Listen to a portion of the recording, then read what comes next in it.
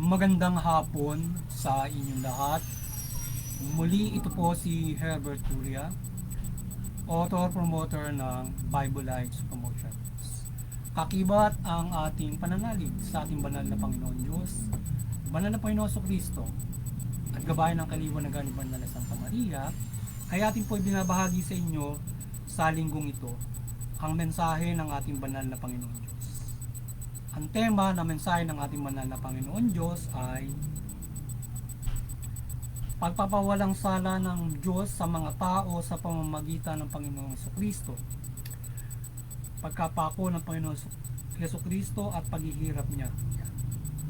At pagkilala sa Panginoong Kristo bilang hari o ngayon ay next week o mula bukas ay Holy Week. At ngayong araw ay pagdiriwang ng linggo ng Palaspas. So yung linggo ng Palaspas, ito yung dito nagsimula yung ang Panginoon Kristo ay kilalanin sa Israel sa kanyang pagiging hari nung siya ay pumasok sa Jerusalem noon. Yan. Ngayon ay babasahin ko po sa inyo ang mga mensaheng ito mula po sa Bagong Tipan ng Mabuting Balita na paghahari ng ating banal na Panginoon Diyos sa pamamagitan ng banal na Panginoong Yesu Kristo. Yan. At ayon po dito sa kay Apostol San Lucas Kabanata 11, talatang 36 hanggang 38. Ito po yung mensahe. Nagpatuloy si Jesus patungo sa lungsod at inilatag naman ng mga tao ang kanilang mga balabal sa kanyang daraanan. Nang malapit na siya, palusong, nasa libis ng bundok ng mga ulibo, nagsigawan ng buong pangkat ng mga alagad at malakas na nagpuri sa Diyos dahil lahat ng kababalagang nasaksihan nila. So ang wikan nila, purihin ang hari na dumarating sa ngalan ng Panginoon. Kapayapaan sa langit, purihin ang Diyos.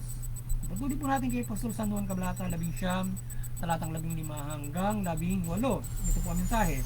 Kaya si Jesus ay binigay sa kanila ni Pilato upang ipako sa krus. Kinuha nga nila si Jesus at lumabas siya, napasan ng kanyang krus patungo sa lugar na kung tawagi dako ng bungo.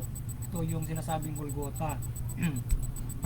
Pagdating doon, siya ipinako nila sa krus kasama ang dalawa pa, isa sa gawing kanan at isa sa gawing kaliwa. Patuloy po natin kay Apostol San Lucas Kabanata 23, talatang 39 hanggang 43. Ito po yung mensahe. Tinuya siya ng isa sa mga salaring nakabitin at ang sabi, hindi ba ikaw ang Mesiyas? Iligtas mo ang iyong sarili, pati kami. Ngunit pinagsabihan siya ng kanyang kasama, hindi ka ba natatakot sa Diyos? Ikaw may pinarurusahang tulad niya, matuwid na tayo'y parusahan ng ganito dahil sa ating mga ginawa. Ngunit ang taong ito'y walang ginawang masama. At sinabi niya, Jesus, alalahanin mo ako kapag naghahari ka na. Sumagot si Jesus, sinabi ko sa iyo, ngayon di isasama kita sa paraiso. Ipagpatuloy po natin kay Apostol San Lucas Kabanata 23, talatang 44 hanggang 46. Ito po ang mensahe. Nang mag-iikalabindalawa ng tanghali at nagdilim sa buong lupain hanggang ikatlo ng hapon, nawalan ng liwanag ang araw at nawahak ang gitna ng tabing ng templo. Sumigaw ng malakas si Jesus, Ama, sa kamay mo'y ipagtatagubilin ko ang aking espiritu, at pagkasabi nito'y nalagutan siya ng kanyang hininga. Patuloy po natin sa mga Taga-Roma Kabanata 3, talatang 23 hanggang 25. Ito po ang mensahe. Pinawalang sala ng Diyos ang lahat ng nananalig kay Jesus Kristo sa pamamagitan ng kanilang pananalig sa Kanya, maging Hudyo at maging Hintil. Sapagkat ang lahat ay nagkasala at walang karapat-dapat sa paningin ng Diyos. Gayunman, dahil sa kanyang kagandaang loob at ay pinawalang sala sila sa pamamagitan ni Kristo Jesus sa pagpapalaya sa kanila. Upang sa pagbububo ng kanyang dugo ay maipatawad ang kasalanan ng tao sa pamamagitan ng pananalig sa Kanya. Ginawa ito ng Diyos upang ipakilala na siya ay matuwid, sapagkat noong una nagtimpi siya at ipinagpaumanhin ang mga kasalanang nagawa ng tao.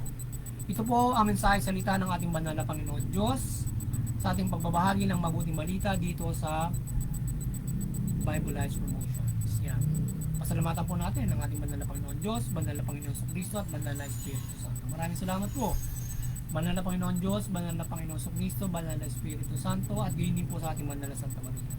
Ngayon naman po ipaliliwanag ko sa inyo ang mga mensaheng ito mula po doon sa tema ng pagpabuwalang sala ng Diyos sa mga tao sa pamamagitan ng Panginoong Kristo. Ayan, pagkakapako niya ng Panginoong Kristo at paghihirap niya. Yan. At pagkilala sa Panginoong Kristo bilang hari.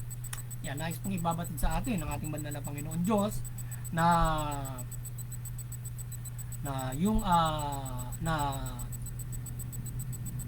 tayo ay pailalim sa paghahari ng ating banal na Panginoon. Patuloy tayong magpailalim sa paghahari ng banal na Panginoon sa Kristo, manampalataya tayo sa Kanya bilang Kanyang habag at pag-ibig sa atin. Sa ginawang sa ginawa ng banal na Panginoon sa Kristo na itinalaga niya para pagharian tayo ay binigay niya yung Kanyang sarili para matubos tayo sa ating mga pagkakasala. So nagpakasakit ang Panginoon sa Kristo sa pamamagitan ng kautusan ng ating banal na Panginoon Diyos sa Kanya para tayo ay bigyan ng pagkakataon. So yan ang nais ng banal na Panginoon Diyos na tayo ay manampalataya, magpailalim sa Panginoon sa Kristo, alalahanin natin ang Kanyang ginawa para sa kaligtasan ng sangkataon, mabigyan ng pagkakataon, at manampalataya tayo sa Kanya, manalig tayo sa Kanya para sa kaligtasang Espiritu, sapagkat kailangan natin, sa pamamagitan ng banal na Panginoon sa Kristo, tayo binibigyan ng kaligtasan ng Panginoon Diyos sa pamamagitan lamang niya. Ngayon ay at Kanyang inihayag, kaya kailangan manampalataya ka sa Kanya para magkaroon tayo ng kaligtasan spiritual. Yan ang paniniwala ng Kristiyano natin na sa ating Panginoon Diyos, kung paano tayo makakaisa ng Panginoon Diyos ay tinakda niya pagdating ng panahon sa pamamagitan ng Panginoon sa Kristo. At sa pamamagitan niya ay tayo nga ay pinatawad ng Panginoon Diyos.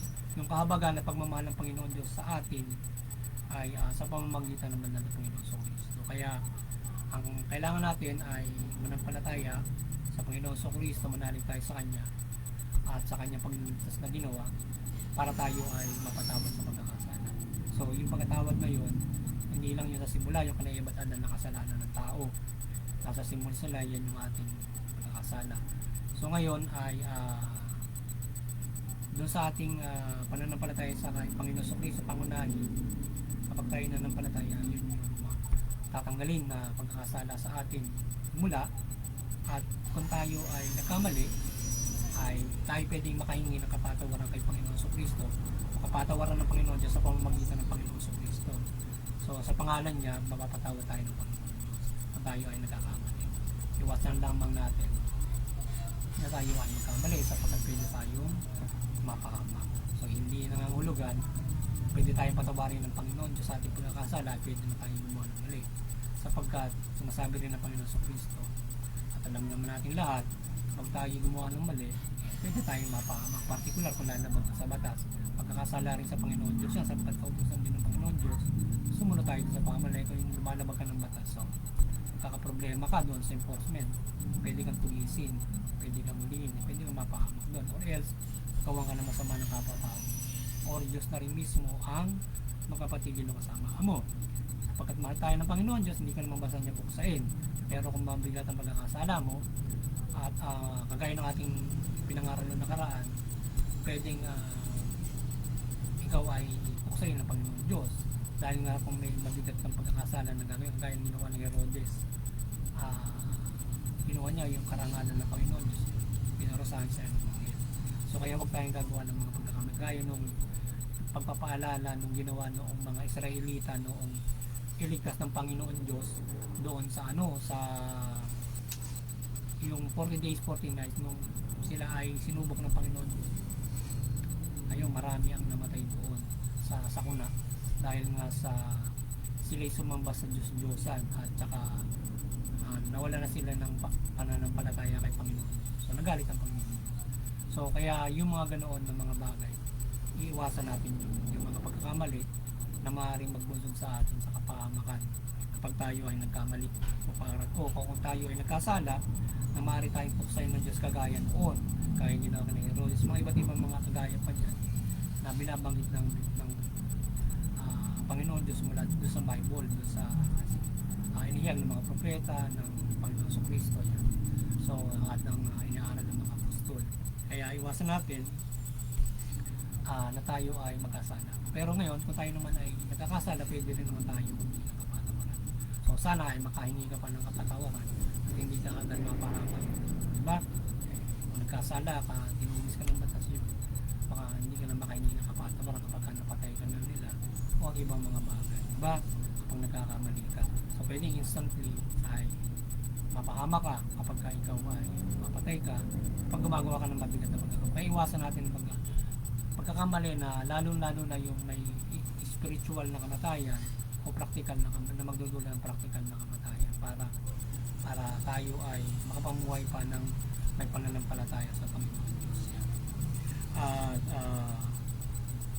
alalahanin natin palagi yung paghihirap ng Panginoon Kristo para lamang tayo ay sa kahabagan ng pagmamahal sa atin ng Panginoon Diyos at tayo mapatawad sa pagkakasala.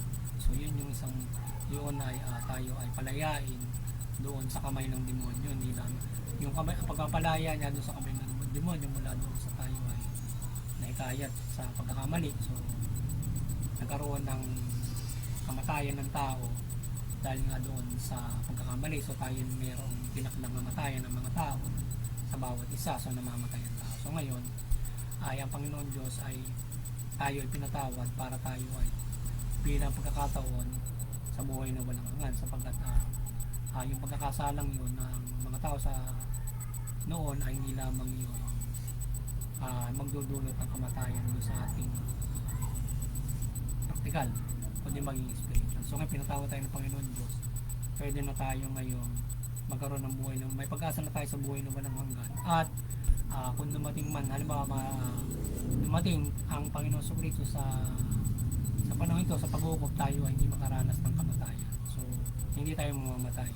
Ibig sabihin, kung tayo ay sa panahon natin mangyayari yung ganap na kaligtasan.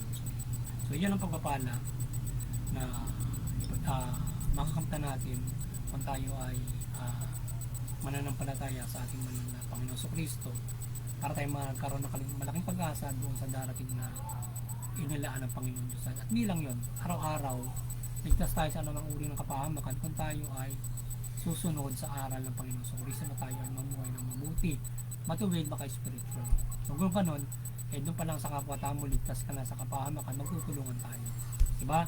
Or else hindi tayo naghahangad ng buhay ng kapwa-tao, na kundi ibibigay natin yung sarili natin kagaya ng Panginoon Kristo para sa kapwa-tao.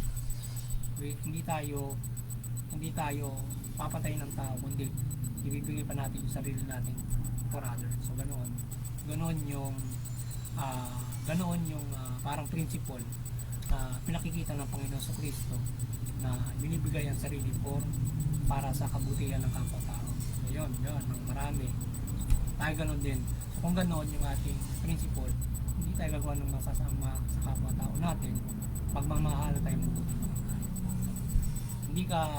Hindi ka ang kapwa-tao mo, hindi threat ang bawat isa sa ating kung gano'n yung ating pananaw sa buhay, nakagaya ng Panginoon Kristo, diba?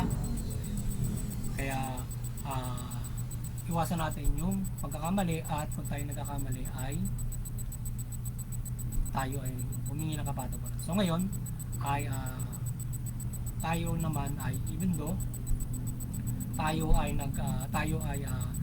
may yung mabuting balita ay hindi lamang yun yung gabay sa atin na makapangyarihan na tayo ay maaadya sa mga pagkakamali.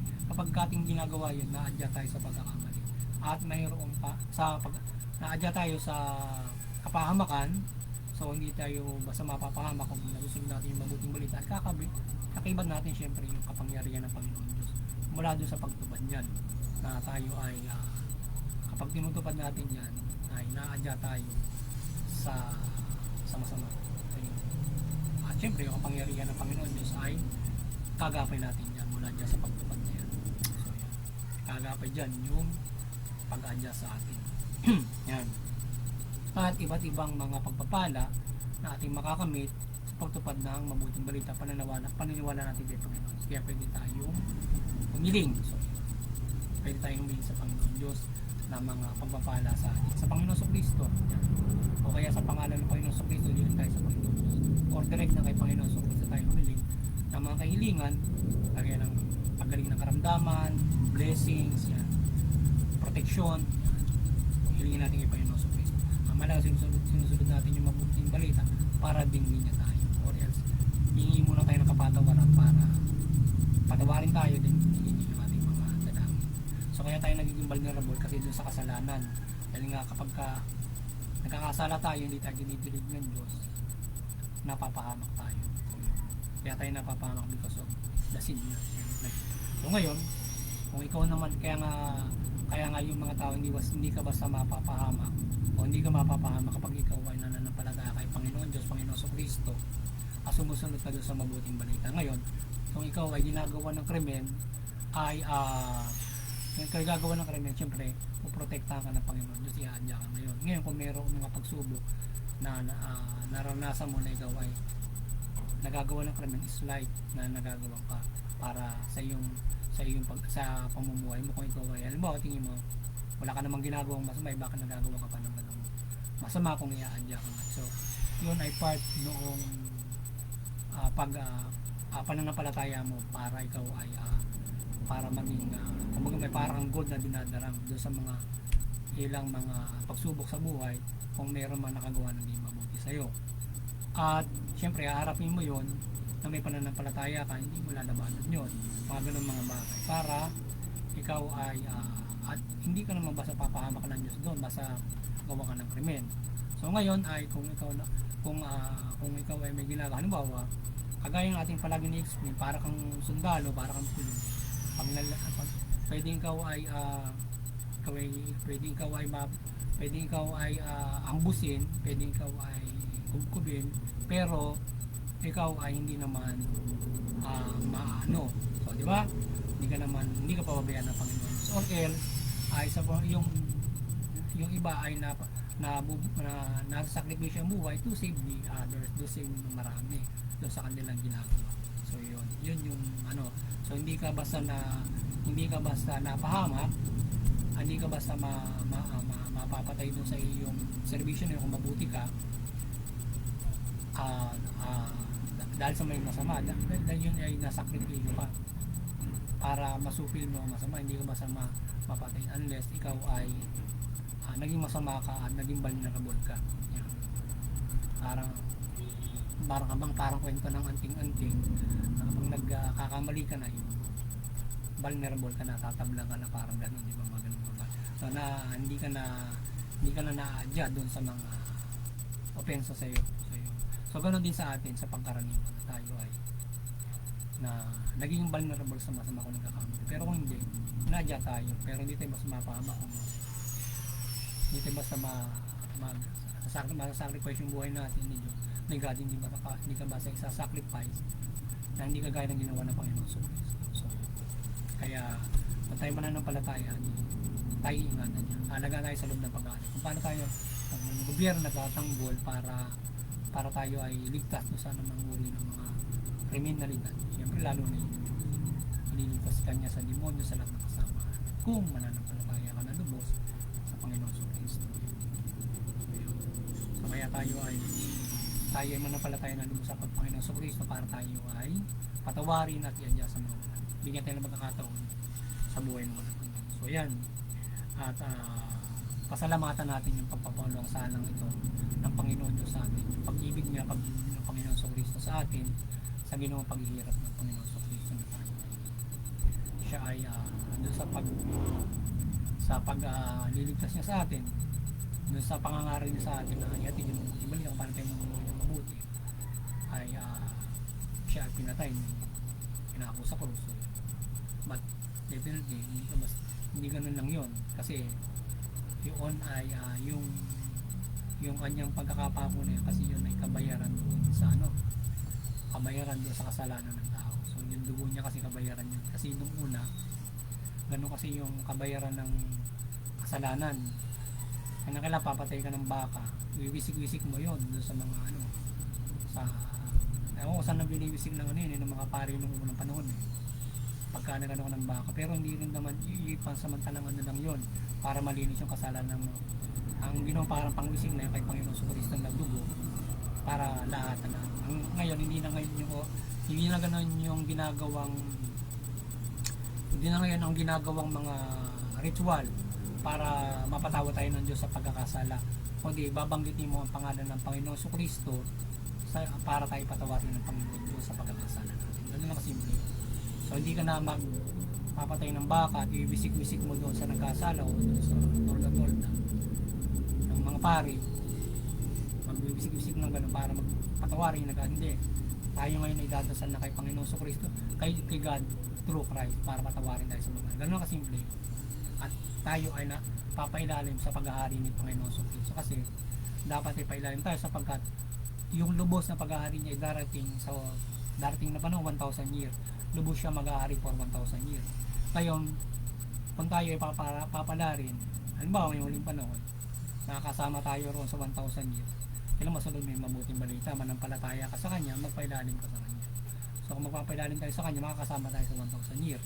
Maaaring hindi tayo mamatay or muling bubuhayin, pero kasama sa 1,000. Yun ang unang pagpapala na mangyayari pagdating ng takdang panahon. Halimbawa ngayon, so yung 1/3 lang yun ng earth ang mawawala, pati mga 1/3 ng mga tao, yung 2/3 mananatili yun, or yung may maraming matitira, yung di natatakan at yung ibang mga bibigyan doon.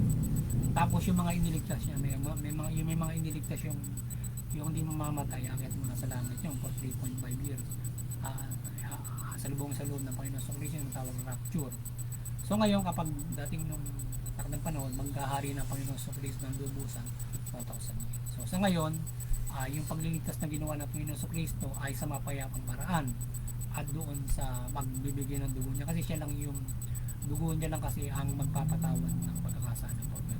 Hindi dugo ng mga hayop na kailangan mangyari sa kanya yon para mapatawad tayo.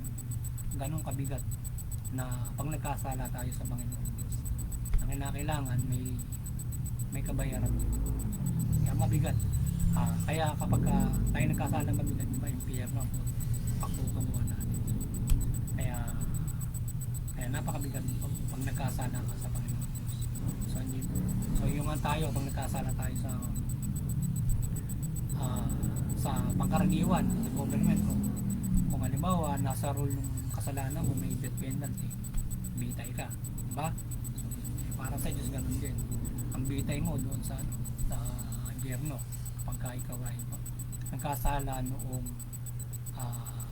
may kamatayang spiritual. Kaya iwasan natin yon, yung pagkakasala may kamatayang spiritual, dahil bitay ang katumbas mo. Pero kaya nga may kapatawaran ng Panginoon sa Kristo, malaki ang katumbas noon na kapalit kapag ganoon yung kapatawaran. Kagaya nung halimbawa nangyayari kay doon sa yung binasa natin na binasahin ng Panginoon, kahit na bitay pa yung halimbawa sa praktikal, kahit mayroon kang kamatayang praktikal, dahil sa pagkakasala mo, yun ay pwede rin magdulot ng kamatayang spiritual, dahil mabigat, pwede ka maligtas kung mananampalataya ka kay Panginoon Jesucristo. Pero pagbabayaran mo yun ng praktikal, halimbawa yun, kasama niya pinako yung isa, di ba? Yung isa tinuya siya, yung isa nanampalataya, yung isa sinama niya sa langit, binigyan ng kaligtasan. So ngayon ay kahit yung napaparusahan sa napaparusahan ng gobyerno doon sa pamahalaan, kung may kamatayang espiritu man, kung totoo ang hatol, pwede ka may kapatawaran pa rin kung magbabalik loob ka sa Panginoon Diyos, o kinulong ka na matagal, habang buhay ka ron, pwede kang magkaroon pa ng kaligtasan ng spiritual kung mananampalataya ka kay Panginoon Jesucristo, sa Panginoon Diyos. Kahit bibitayin ka na, halimbawa, kung pwede, may kaligtasan ka kagaya noon. Pero kaya lang yung iba hindi nananampalataya, so kaya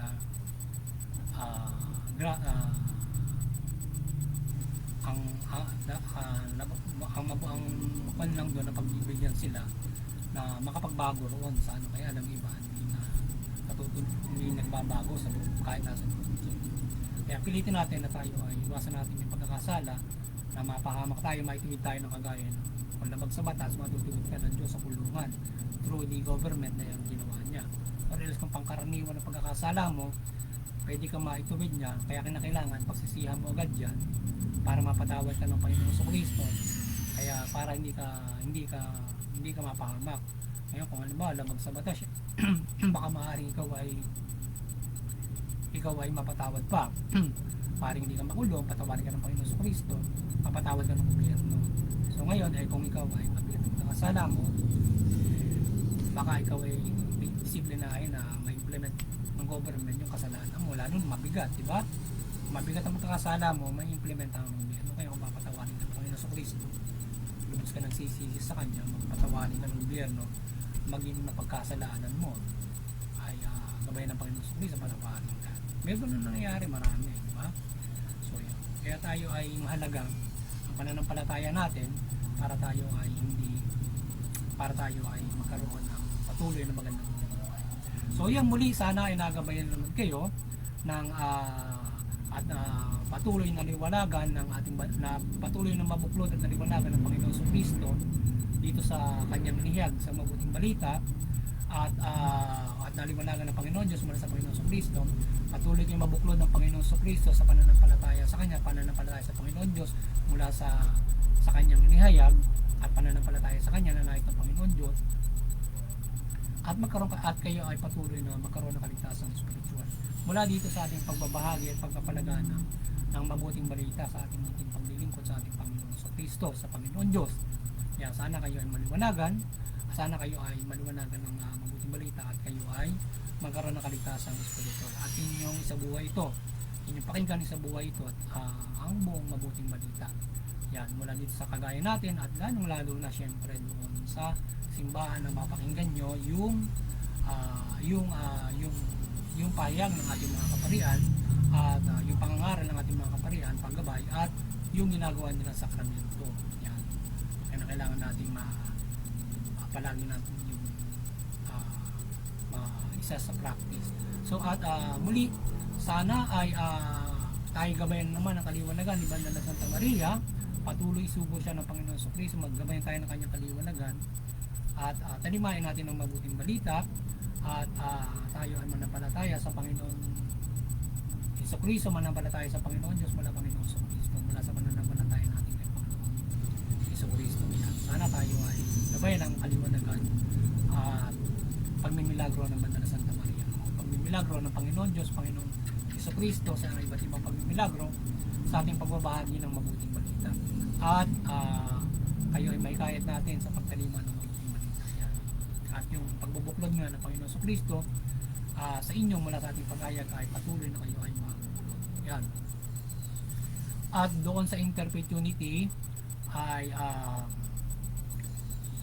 yung lahat ng mga reliyon, sana kayo ay maliwanagan ng Banda na Santa Maria, at patuloy tayong mag-unawaan sa ating mga reliyon. Magkaisa tayo sa Interfaith Unity, unawain natin yung mga reliyon na nanampalataya o hindi, magkaunawaan tayo dyan para maiwasan natin yung hindi pagkakaunawaan na uwi sa sigalutan, karahasan, lalo na digmaan. Sa bagkus ay mabuklod tayo, at mula sa ating pananampalataya ay magkaroon tayo ng pagkakaisa, magkaroon ng kapayapaan, pagtutulungan, pagmamahalan, at makagabay tayo sa mga kapamalan, individual, pamilya, kapamalan, community, at buong mundo. At yung mga mga bumagabi natin, yung mga batasin, lalo mula doon sa pangkaraniwan na pagpapairal ng kapayapaan at batas, para tayo ay nagkakaroon ng unity diyan, magkakaiba man tayo ng pananampalataya. Nare-respeto rin na diyan, mula doon ay nare-respeto pa rin natin yung ating mga boundaries. Yan, nare-respeto natin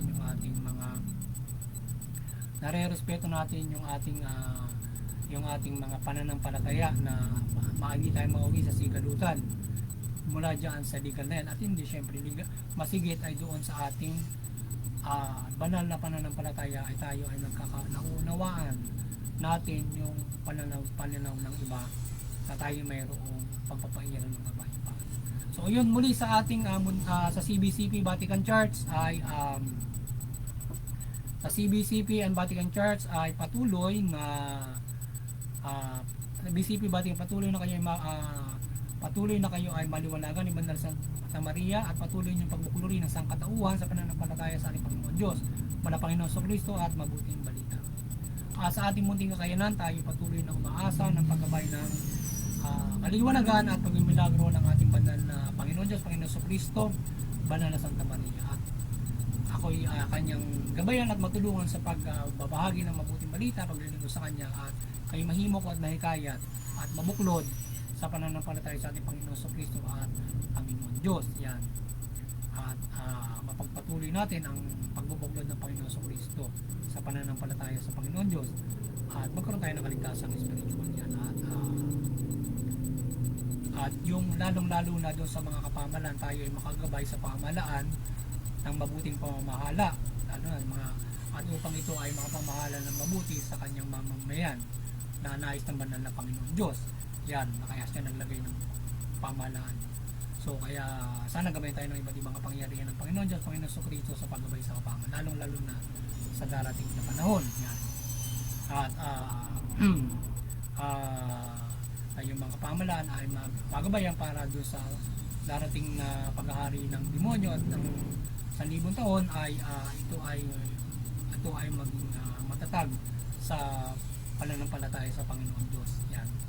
Ngayon ay yung mga kapamahalaan, mamahala kayo mabuti, matuwid, duminin yung kalpatamang tao, patas na ustisya, sa gayon ay kayo magabayan ng Panginoon Kristo, Panginoon Diyos sa inyong pagpapayan ng mabuting pamamahala, patas na ustisya, karapatan. Sa gayon makikinabang inyong mamamayan. At sila mga bumay na mapayapa ay nakarapatan at maunlad. Higit sa lahat, makakapanampalataya sila ng lubos sa ating banal na Panginoon Diyos, Panginoon Kristo, banal na Espiritu Santo sa gamay naman. Yan, at muli, sana patuloy tayong pagpalain, protektahan ni Panginoon Diyos, Panginoon sa banal na Espiritu Santo, at sama-sama tayong mamuhay ayon sa mabuting balita. At patuloy na kayo ay magpasalamat at magpuri sa ating Panginoon Diyos mula sa Panginoong Hesus Kristo. Happy Holy Week at Happy Palm Sunday ngayon. Huli mo lang pala sa Magandang hapon sa inyo lahat.